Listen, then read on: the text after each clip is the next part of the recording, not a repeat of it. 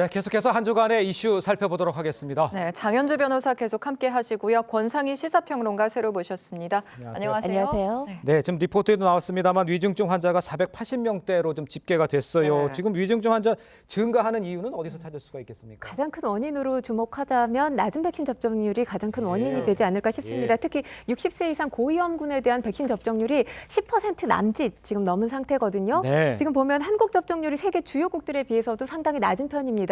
미국 같은 경우는 10.1%, 일본은 8.5%인데 예. 거기에 비해서 우리나라 지금 5%대거든요. 그래요? 가장 중요한 건 미국은 지금 대대적으로 백신 접종 캠페인을 일찍부터 시작을 했는데 예. 이 시점이 조금 늦은 것 아니냐라는 지적이 나오고 있고요. 네. 그보다 더 중요하다라고 볼 수 있는 원인은 전 국민이 지금 코로나에 대한 관심, 백신에 대한 관심이 이전보다는 많이 희박해졌기 그런 것 때문이 같아요. 아닌가 네. 싶습니다. 예. 정부에서는 신규 접종 예약만 받겠다고 밝혔는데 그럼 지금 화이자나 모더나 지금까지 쓰던 건 폐기가 된다고 해요.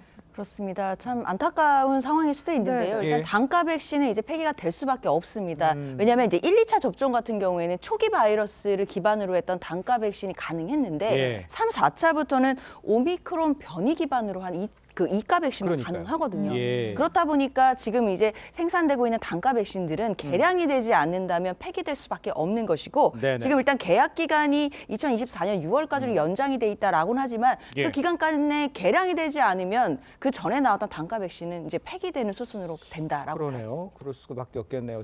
그런데 이제 생후 6개월 이상 영유아 코로나19 예방 백신 접종도 시작될 전망입니다.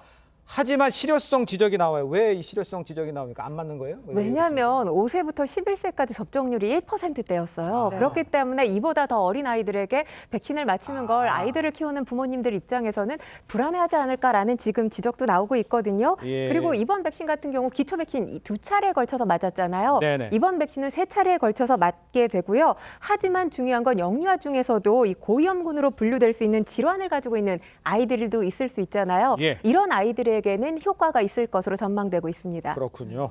정부에서는 이번 겨울철 재유행 일 최대 확진자 수가 20만 명 수준까지 될 수 있다고 예측을 했는데 예. 독감이 지금 또 동시에 유행할 수 있는 것 같아요. 대책이 좀 필요할 것 같은데요. 그렇습니다. 일단 정부로서는요, 하루 확진 말씀해 주신 것처럼 20만 명을 대비해서요, 대응 가능한 병상 확보하고 있고요. 그다음에 네. 의료 기동 전담반을 내년 1월까지 한 달 더 연장한다고 합니다. 예. 그리고 무엇보다 중요한 게 독감과의 동시 유행 가능성 때문에 감기약이 좀 그 공급이 부족되는 것이 우려된다라는 것 때문에 감기약 수급에 대해서도 힘을 쏟을 계획이라고 합니다. 알겠습니다. 네.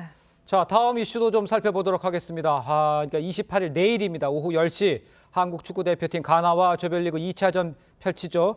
그런데 우리가 역대 2차전에서 월드컵 2차전 이긴 적이 없어요. 그런데 지금 김민재 선수, 우리 수비의 핵이죠. 네. 네. 지금 회복 훈련도 참석을 안 하고 있다면서요. 어떻게 괜찮은 건가요? 종아리 통증이 계속되는 것으로 보입니다. 그래서 네. 축구협회 관계자에 따르면 지금 숙소에서 휴식과 치료에 집중하고 있다 이런 목소리가 나오고 있거든요. 그래요? 그나마 기대할 수 있는 게 지금 황희찬 선수 사실 우루과이전에서 볼 수 없었잖아요. 예. 근데 지금 이 부상이 어느 정도 좋아진 것으로 보여요. 그래서 가나전에서는 뛸 수 있지 않을까라는 지금 조심스러운 기대가 또 나오고 있는데 네. 일단 2차전 뭐 무승 징크스 있기는 있었습니다. 네. 우리가 4강을 했던 2002년에 한국과 미국 경기에서 1대1로 비겼었고요. 그리고 16강에 진출했던 남아공 때도 이 아르헨티나에 1대4로 패한 적이 있습니다. 예. 하지만 우루과이전 사실 남미에 유독 약하다 이런 징크스가 있지 않았습니까? 그렇습니다. 그걸 멋진 경기력으로 예. 지금 징크스를 깼다라고 볼 수 있기 때문에 예. 이번에 가나전에서 꼭 이겨줬으면 하는 바람입니다. 그러니까요. 그런데 이번 가나전에 배정된 주심에 또 집중이 되고 맞아요. 있는데 네. 손흥민 선수와 악연이 있어요? 아무래도 손흥민 선수가 이 주심을 봤을 때 기분 좋지는 않을 것 같습니다. 왜요? 네. 왜냐하면 네.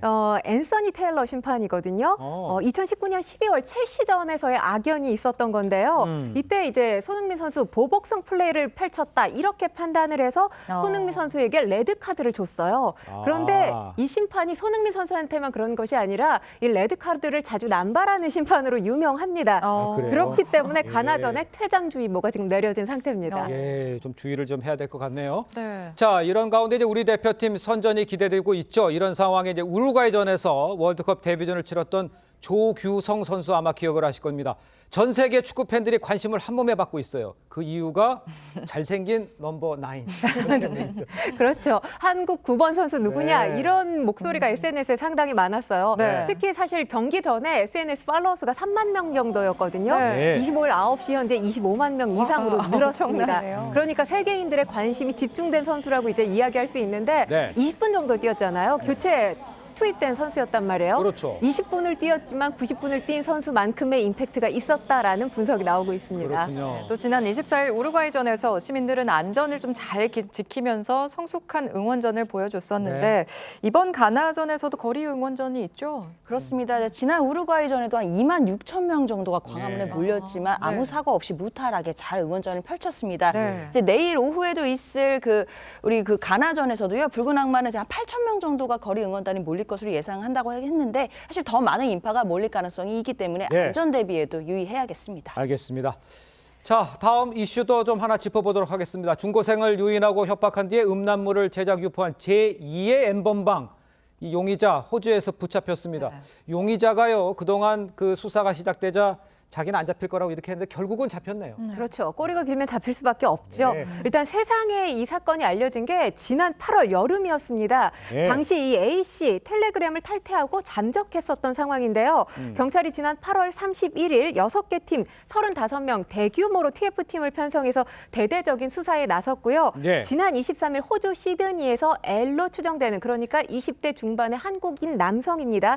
이 A씨를 체포를 했는데요. 우리 경찰과 호주 경찰이 합동 수사를 펼쳐서 예. 이 수사 끝에 체포된 첫 번째 사례라는데 큰 의미가 있습니다. 그렇군요. 이 A씨 2020년부터 올 8월까지 미성년자 9명을 유인 또는 협박해서 성착취물 무려 1,200여 개를 만들었습니다. 예. 그 가운데서 620여 개가 지금 유포된 상태인데요. 예. 피해자들에게 접근하기 위해서 일단 SNS를 통해서 나도 성범죄 피해자다. 그리고 도와주겠다. 이런 식으로 말을 꺼내면서 가까워졌다고 해요. 그리고 협박한 뒤에 성착취물을 만들게 하고 이걸 유포한 것으로 지금 조사되고 있는데요. 애초에 체포됐을 때 A씨 본인이 주범 L이라는 사실을 부인해 왔습니다. 이 사건 범인이 아니다라고 얘기를 했고요. 그리고 인터넷에서 내려받은 영상들이다. 내가 제작한 영상이 아니다라는 취지로 이야기를 했습니다. 예. 그런데 지금 2개의 휴대전화가 발견이 됐고요. 그중 1개 가운데 유포되지 않은 영상들 다수가 포함이 됐던 겁니다. 예. 지금 수사 과정에서 9명 피해자가 발견이 됐거든요. 네. 향후 수사 과정에서 이 피해자 수는 더 늘어날 수도 있어 보입니다. 알겠습니다. 일단 호주법에 따라서 재판을 받게 된다는데 오. 그 이유가 좀 궁금해요. 왜냐면요, 이제 호주 현지에서 성범죄를 저질렀기 때문입니다. 그러니까 호주 경찰도 아동 청소년 성착취물 소지 및 제작 혐의로 예. 이 L에 대해서 기소할 방침이라고 지금 의지를 밝히고 있기 때문입니다. 예. 이렇게 되면요, 우리 수사당국으로서는 호주에서 만약에 처벌을 받게 되면 그 처벌 이후에 국내로 송환해서 다시 국내법에 따라 기소하고 또 처벌할 수 있기 때문에요. 예. 일단 호주에서 어떻게 처벌되는지에 따라 예. 범죄 인도 절차에 따라서 국내에 송환되는 절차도 영향을 미칠 것으로 보입니다. 그러니까 거기서 판단을 받고 다음에 우리가 또 송환해서 우리가 할 수도 있는 다시 건가요? 또 우리 국내법으로 수사할 수 있습니다. 알겠습니다. 자, 두 분과는 여기서 인사 나누겠습니다. 고맙습니다. 감사합니다. 감사합니다. 감사합니다.